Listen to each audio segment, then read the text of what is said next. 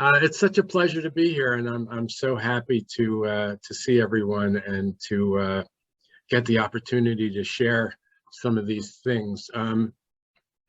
What I'm going to do is I'm going to talk a little bit about how those old days led me into my quest, really, for deeper meaning in life, and it happened very unexpectedly at a very young age, and I'm going to only touch on that in certain areas, and then we're going to get into some of this stuff that I think is interesting to know about. I'm about to release another book called Stop Making Yourself Miserable, and then something after that is going to be called The Higher Mind Training. And the thing is that you know, I like the idea of circle of miracles because I was thinking about it last night about miracles. And what's funny about miracles is that we disregard, for a number of reasons, the miraculous state that we live in all the time. There really is no such thing as a non-miracle. Nothing is going on that's not a miracle. Why do I say that? Well, you know, one example, if you were moving 1,000 miles an hour, okay, that would be pretty fast. I mean, I've been in a car and, people have said, oh my God, you're doing, you're doing almost 90 miles an hour. And it's like, oh man, that's amazing. Can you imagine 1,000 miles an hour? Can you imagine 26,000 miles an hour? Okay, right? Do you know a bullet? Do you know how fast a normal from a high-speed rifle goes? 900 miles an hour. Okay, so right now we're sitting here and I'm looking, I have a nice window, I'm looking at the forest and the leaves are not moving and it looks like a very nice day out there.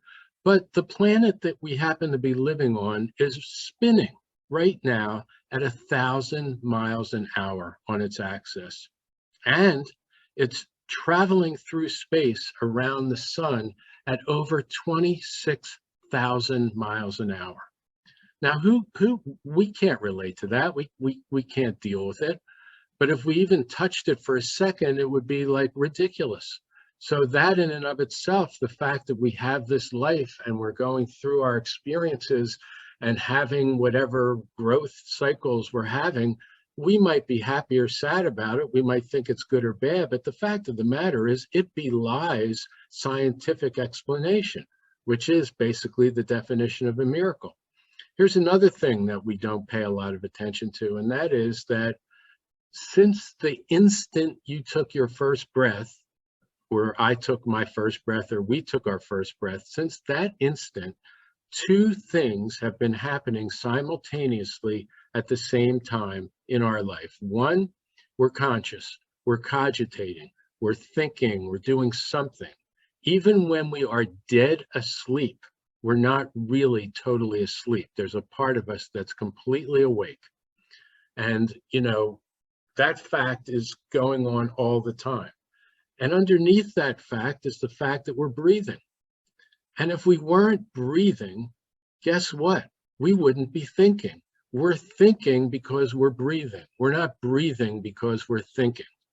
And again, that breath that's coming in and out of our body that happened from the very first time we took it is a miracle. Nobody knows how it works. Nobody understands it. There's no scientific explanation for it. And yet it animates this body that we're in, and all the molecules of the body that we're in that form our physical being. Those molecules are held together by the life force that's in us, that's empowered by this breath. What happens when somebody dies? When they die, if you don't embalm their body, it just falls apart. 100 years later, you go, there was nobody there. Why? Because the life force is what's creating the being that we have. Now we're going through and we have all these different things that we want because we all like to have things the way we like to have them, but we're missing a lot of what's going on. And I find, I've been in this for quite a long time. And I find that as I go down the road, the simpler it gets, the better it is. So I find for me, if I can just remember to be grateful for the fact that I'm breathing and be grateful for the fact that I'm alive, that that does a lot for me. That really is a wonderful, shelter to be in. So let's go back a little bit, and I'm going to tell you this story now about what happened to me. And there's a reason, there's a pretty deep reason why I'm telling it to you. And when we get to a certain point, it'll be pretty clear. So, as Glenda said, I had kind of an unusual childhood, and my father was a very powerful and a wonderful guy, but he was also a pretty heavy duty attorney in Philadelphia. And he also got involved with the NBA, the National Basketball Association. We were very ensconced in basketball in our lives. And at one point, they sold the Philadelphia team, the Philadelphia Warriors, and there was no team in Philadelphia for a year. And then my father bought the Syracuse team and moved them to Philadelphia and renamed them the Philadelphia 76ers. The Warriors had Wilt Chamberlain, who was living in San Francisco. And one of the first things my dad did is he executed a trade with the Warriors, and he brought Wilt to Philly. So the way this started was that Wilt had a pancreas issue, and my father wanted him to live with us. My father was kind of like a father to him, and he was his financial advisor, and he gave him an allowance, and it was a very beautiful and deep relationship. And he moved him into our house. So, he and I lived in rooms next to each other, and we shared the same bathroom for that whole part of that season when he moved to Philadelphia. And if you can imagine, for a 16-year-old, it was, it was pretty incredible to have he was the probably #1 sports hero in America at the time, and he was also the #1 recognized celebrity in the world. So it was very interesting being with him, and he was a great guy and extremely talented. So my father, we were very religious, and I was raised in a Jewish tradition, and by fluke, I ended up being trained in Orthodox tradition. And I had like 8 hours of religious training a week throughout my entire childhood. So I really, got a big view of that and this idea of God and all these things from, before I could even think. I was in there. So my father was building this team, and there was this the season was happening. This is, everything's going on, and we're getting ready for this great thing where we're gonna win the championship, and all this stuff's happening. And I'm in a stage of adolescence. I had just gotten my license. I was driving my car. I had a girlfriend. We were having like a teenage romance. I'm full blast into this, right? So my brother's, this is the beginning of the story. My brother's wife got pregnant, and she's about 6 months pregnant. My father and I drove over to their apartment to visit her. And when we got back, I just said to my father, I said, "So how's it feel?" He goes, "What do you mean?" I said, "Well, how's it feel now that you're going to be a grandfather?" And he got this kind of funny look on his face, and he just said, "I'll never be the grandfather to this child." And I said, "What?" He goes, "No, I'll be the father of the father. I'll be the father's father, but I will never be the grandfather." So he was a lawyer, so I just thought, oh, he's splitting words and everything. So about a couple weeks later, as things are building towards this big basketball game that's coming up between us and the Celtics, right? For this big thing, he and I go to synagogue. Now, in the Jewish religion, they have a prayer called the Mourner's Kaddish. And it's a big deal prayer in that religion. And they, it doesn't mention death or anything like that, but you're kind of praying for, you're singing the praises of God and sort of hoping that the departed soul is going to be doing okay. And it's always at the very end of the service. So I'm sitting there with him, and they go, "Well, if anybody's lost somebody, stand up to say this prayer." And some kid from my school stood up, and I just casually said to my father, "Gee, I didn't know anybody in his family died." And all of a sudden, my father got this very odd, there was this odd feeling, and he started speaking to me in a voice that I had never heard from him before. And it was kind of creepy. And he just said, this Kaddish prayer is more important than you know.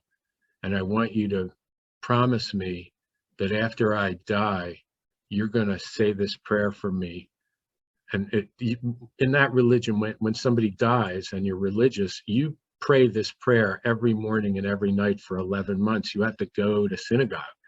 So it was a big deal. So he said, I want you to promise you're going to do this. And I said, sure. I'm thinking, he's 52 years old, and, what are we talking about, 30 years from now or something? So I said, sure. He goes, no, we're sitting in the synagogue now, and we're in front of God. And I want you to make a solemn vow in front of God. Repeat after me. And I go, I promise that after you die, blah, blah, blah, blah, blah.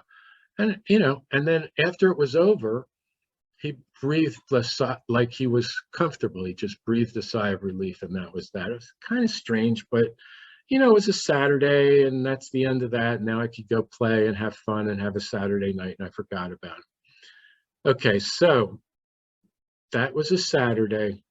The Wednesday that followed, I go to sleep, and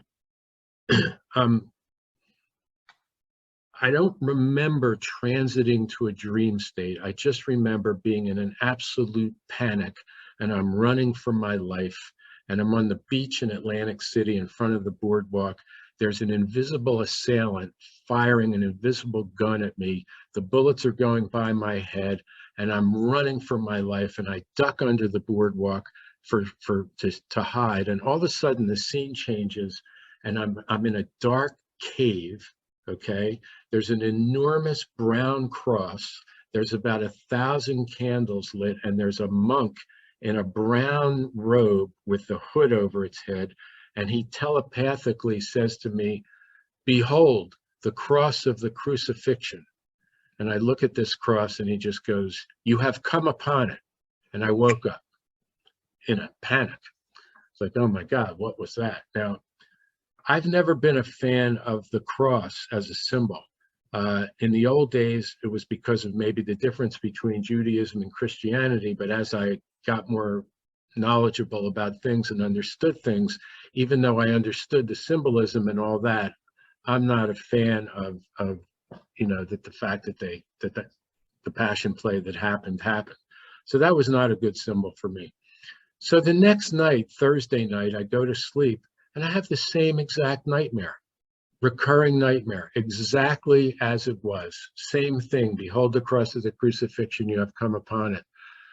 Thursday night, I go to sleep, and I have it again.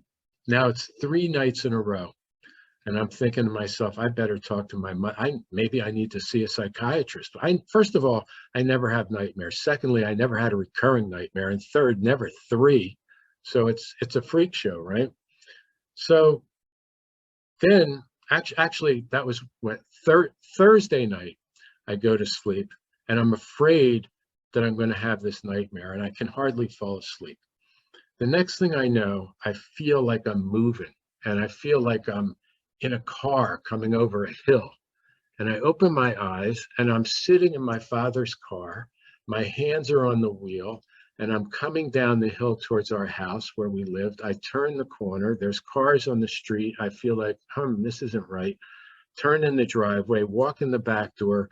My mother is on the phone with her back to me. My uncle, who shouldn't have been there, is in the kitchen with his head down. I walk upstairs. I walk down the hall to my sister's room. Her door's closed. I put my hand on the door. I think to myself, well, this is it. I push the door open. My sister's standing there with a few friends. She says to me, Daddy's dead. We don't have a daddy anymore.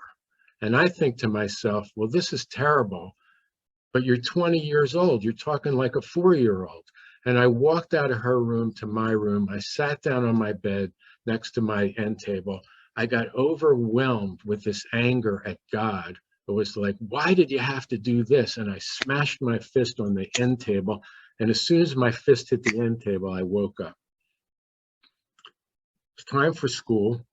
And I thought to myself, I better tell somebody about this, because if this happens to come true, and I didn't use the word at the time, but it was, if I don't have an anchor, if I don't have somebody that I told this to, this could drive me crazy. So I used to pick up this kid, Marty, and for school, and I just said to him, Marty, I had this strange dream. He goes, what was it? I said, I dreamt my father died. He goes, blah, blah, blah. So that night, I was on the basketball team at Cheltenham High School. We had a game that night, and there was this enormous game in Boston, and my father had flown up there. It was on television. And I had a girlfriend who lived on the far side of the city. And so I was going to pick her up and take her to this party, and I didn't want to go by myself. So I asked my friend Marty if he'd go with me. And he said, he was a big guy, he was like 6'1". He said, I'll go, but we can't take the little car, take your mother's car. She had like a Pontiac. I said, okay. So I went to my mother. I said, hey, I'm going to do this, I'm going to go pick up Marty and do this thing. Can I take the Pontiac? And she goes, no, Sybil might need it. Take the Cadillac, which was my father's car, which I never, I never drove for myself. So I didn't think about it. I picked up Marty and we were driving along, and my mother was staying home to watch the game. And we got to this certain part, and I said to Marty, hey, let's listen to a little music. And I turned on the radio, and we have a rock and roll station. I hit the middle button, and it's dead. No sound whatsoever, none, which never, ever happened. On that station, it was either a DJ, a song, a commercial, whatever. And I'm thinking the radio's broken. And then this guy comes on in a voice that shouldn't have been on that station. And he just goes, we just received a report from the Boston Garden that the owner of the 76ers, Ike Richman, has collapsed at courtside. His condition is unknown. So I turned off the radio. I drove to my girlfriend's house. I immediately called home. My sister gets on the phone. She sounds like she's at a party. Everything's great. I said, Sybil, what's going on? Nah, everything's fine. Things are good. Nah. And she goes, look, mommy's leaving for New York soon and she wants to see us. So why don't you just come right home? I said, okay. And then her voice changed and she just said, just come home. Come right home, David. I was like, uh-oh. So I started driving, and this is where it starts to get a little interesting. I'm driving his car and I hit this hill, and I feel the feeling in my stomach that I felt in the dream the night before. And I looked and I saw my hands on the wheel, just like the night before. And all of a sudden I realized, oh my God, this is happening. And I turned onto the street, same way. The cars were on the street, and I felt the same feeling. Uh-oh, those cars shouldn't be there. But another part of me knew what was happening. I was in something that I already knew what was coming. And I thought to myself, park the car on the street. Don't turn into the driveway. And I made the decision to do that. And then I had a kind of upsetting realization, which was I was no longer in control of events. It didn't matter what I thought, and it didn't matter what I decided. I turned in, I got out of the car. Now my mind is screaming, don't go in the back door. You know what's coming. Go in the front door. Do you have your keys? Don't do it. Don't do it. But it doesn't matter. This movie had already been shot, if you want to call it that way. I walked in the back door. I opened the door. My mother's on the phone. My uncle's standing there. I walk upstairs. I go to my sister's room. I put my hand on the door and think to myself, well, this is it. I open the door. She goes, Daddy's dead. We don't have a daddy anymore. I think this is terrible, but you're 20 years old. Why are you talking like a 4-year-old? I walk down the hall. I walk into my room. I sit down on the bed, get overwhelmed with this anger at God, smash my fist on the table. Why did he do this? And the night before, when I smashed my fist on the table, I woke up. Now, when I smashed my fist on the table, all of a sudden I was back in normal consciousness. Prior to that, which was probably about 5 minutes, it was like being in a deja vu that just was powerful and wouldn't stop. Okay, suddenly I'm back normal. It's like, oh my God, I'm back in normal consciousness. Oh, but my father's dead and all this stuff. So cut forward to his funeral, right? Big deal. This was a huge thing. The city it was on all the papers, and there were, 2,500 people, including the mayor at the funeral, and I'm 16, and it's terrible, and everybody's crying. And at one point, I'm standing next to his coffin. It was an open coffin. And for some reason, I'm there by myself.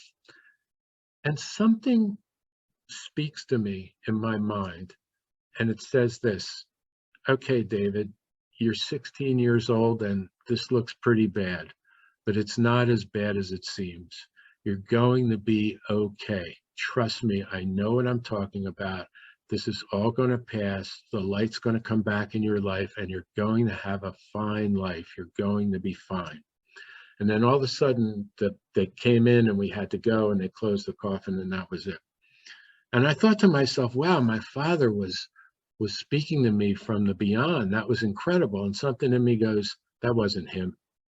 There's no way that just didn't sound like him. It wasn't him. And I just thought, yeah, but I know that voice. That was familiar. Okay, so the next part of this is we go to the cemetery, and they put his coffin in the grave. And now it's time. We have to say the mourner's Kaddish out loud, me and the rest of my family. And when I said the first word of it, I had completely forgotten that I had promised him that I was going to say this. I totally forgot until it came out of my mouth and was like, oh my God, that was a week ago this whole thing happened. So here comes the next part.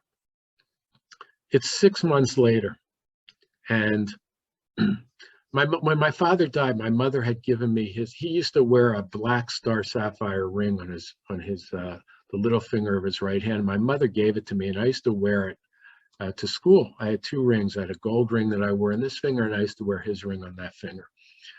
So my brother was taking the cram school course. Man, I'm running. Time is moving. I got to wrap this up.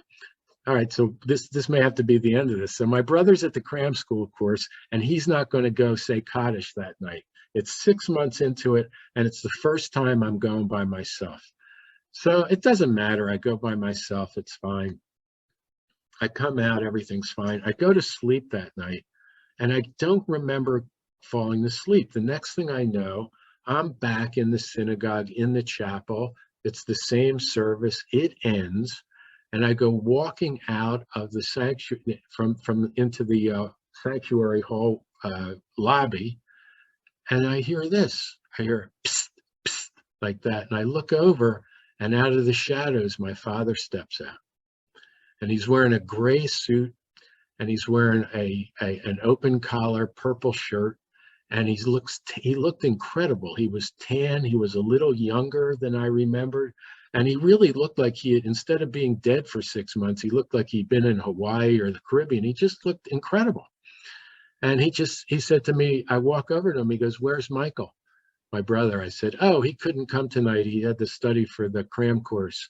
My father goes, oh, right. Like he knew all about it. He goes, yeah, he'll pass. It's going to be fine. He's going to go right into the practice. He's going to be a lawyer. It's all going to be fine. Then he goes, watch out for your sister, though. She's not doing so well. And I thought, Sybil, what's the matter with Sybil? And then I realized she didn't cry. She was very stoic. And after he died, she didn't cry. And I thought to myself, oh, right, she didn't cry after you. And I was about to say the word died in my head. Oh, right, she didn't cry after you.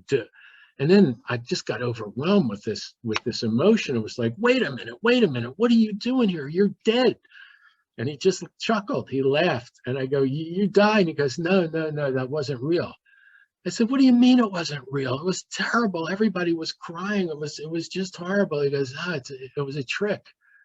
I said, what do you mean it was a trick? He goes, it was a stunt. It's a gimmick. I said, what? He goes, there's no such thing as death. It's just a public relations stunt that God does to get people to think about him. That's all it is. Then he looks down at my hand. He goes, I see you're wearing my ring. I said, yeah. He goes, the stone in that ring has a vibration that's bad for your body. I don't want you to wear it anymore. So I said, okay. And then he gets this look. He was a very creative guy, very bright. He used to like an idea would hit him. He gets this idea and he goes, hey, I got an idea. Since I never really died, why don't you give it back to me? So I took it off. and I held it up like this, and he touched the ring. He didn't touch my hand. He touched the ring, and we stood there, and all of a sudden I could feel the thing vibrating, and I could feel the vibration go all the way into my body. And then the next thing I know, the ring started glowing in light, and then the entire room sort of disappeared in this incredible light. And then I opened my eyes and I woke up, and it was all a dream.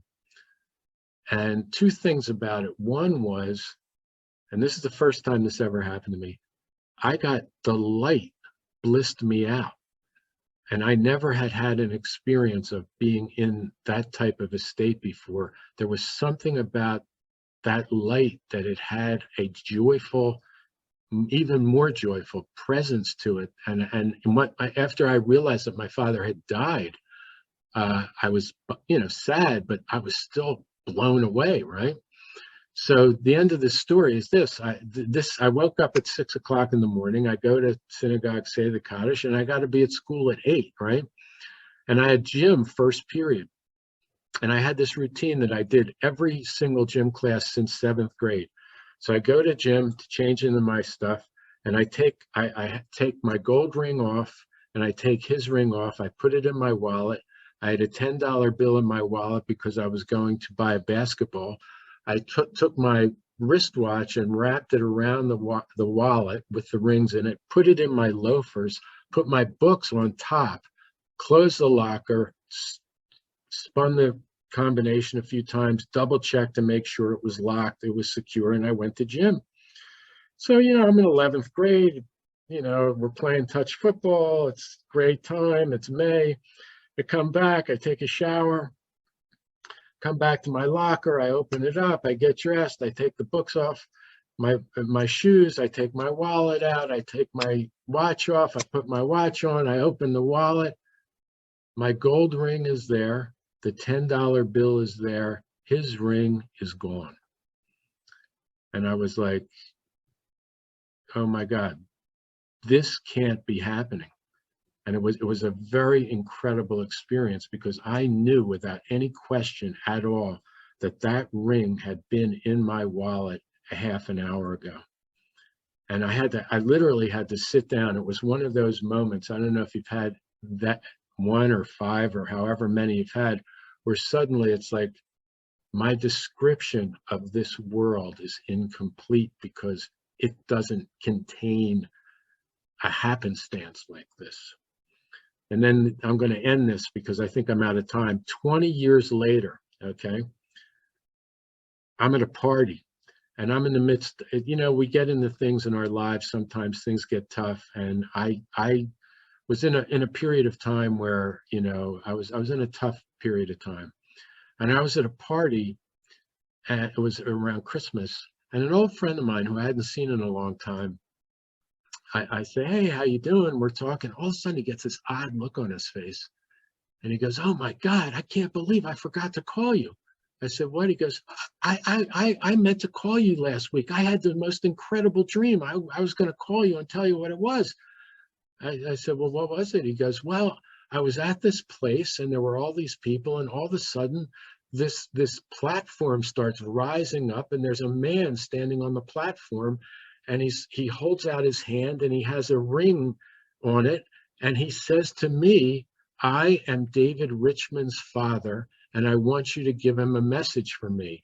Tell him I said, remember the ring. He goes, and he held the ring up, and it started glowing with light, and everything turned into light. And then my friend looks at me and goes, I don't know if this means anything to you, but it was incredible.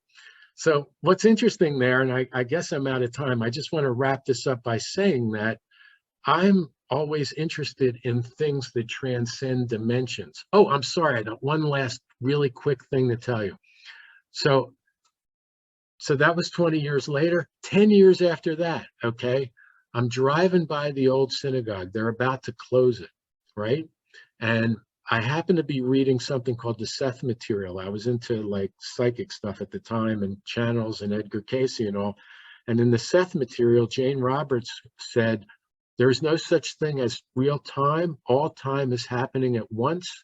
and you can talk to your future self and you can talk to your past self. And I thought that was an interesting idea. So the door to the synagogue happened to be open. I went in, there was a secretary there. She said they had sold it and it was going to be closing, in a couple of weeks. I said, do you mind if I walk around and take a tour? She said, no, help yourself. I walked all over the place and I ended up in the lobby where my father's coffin was. And I hadn't been there in a long, long time. And I thought to myself, oh my God, wow, this was so traumatic and it was so heavy. And there I was, that poor 16-year-old kid, and I remembered the Seth material. And I thought, you know what? I'm gonna speak to that poor kid and I'm gonna tell him everything's okay and I'm gonna calm him down. And I in my mind, I said, okay, David, you're 16 years old. And as soon as I said that, I froze on the spot. And I said the same exact thing that I had heard when I was standing by the coffin when I was 16. And I was in an altered state because I spoke the whole thing. I promise you everything's going to be okay. You're going to have a fine life. And it was incredible. And then I realized afterwards two things. One is, of course, the voice sounded familiar. It was me, but it happened to be me 30 years later. Then it was an interesting thing about time, because Einstein once said that our understanding of time is flawed, and the idea that there really is a past, present, and a future is nothing but a stubbornly persistent illusion. So I think I'm out of time. I'm like 5 minutes over, so I'll stop and somebody tell me what to do and we'll take it from there. It was a pleasure talking to you. I hope I didn't, I didn't even get to touch the other stuff.